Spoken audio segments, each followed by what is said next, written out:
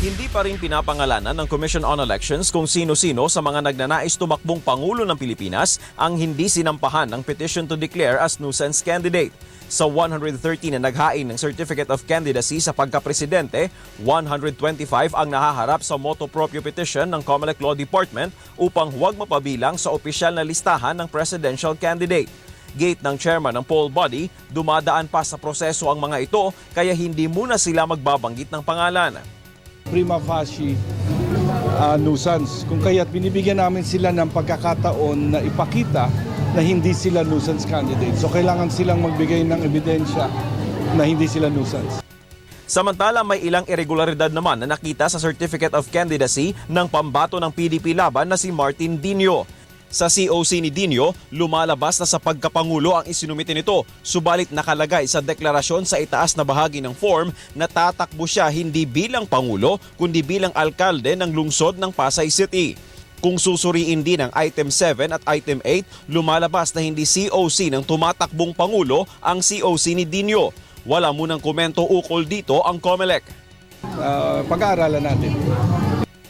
Kapag idineklarang nuisance ang isang kandidato, makakansela ang kanyang COC at hindi siya maaaring palitan ng ibang tao mula sa kanyang partido. Bukod sa mga presidential aspirants, 13 sa 19 na naghain ng COC sa pagka-vice presidente at 128 sa 172 na gustong kumandidatong senador ang pinadedeklarang nuisance ng COMELEC. Samantala, inilunsad naman ng Parish Pastoral Council for Responsible Voting o PPCRV ang One Good Vote campaign na layong labanan ang problema sa vote buying at vote selling. Ayon kay PPCRV Chairperson Henrietta De Villa, lumala na ang problemang ito dahil nagiging wholesale na ang bilihan ng boto o pami-pamilya o bara-barangay na ang usapan. May iba pang estilo ang vote buying na binabayaran ang botante sa mga kilalang balwarte ng kalaban para hindi bumoto. Kasi parang wala nang control, you know? But there seems to be, it makes the enforcers, the law enforcers, no? Even COMELEC, even us, we feel so helpless, parang inutil, you know? So helpless against this.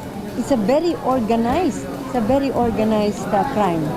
Vote buying and sadly vote selling. Magsasagawa ng Voters Education Campaign ang PPCRV upang ituro sa tao ang wastong pagpili ng kandidato at hindi nakasalalay sa perang ibibigay sa kanila.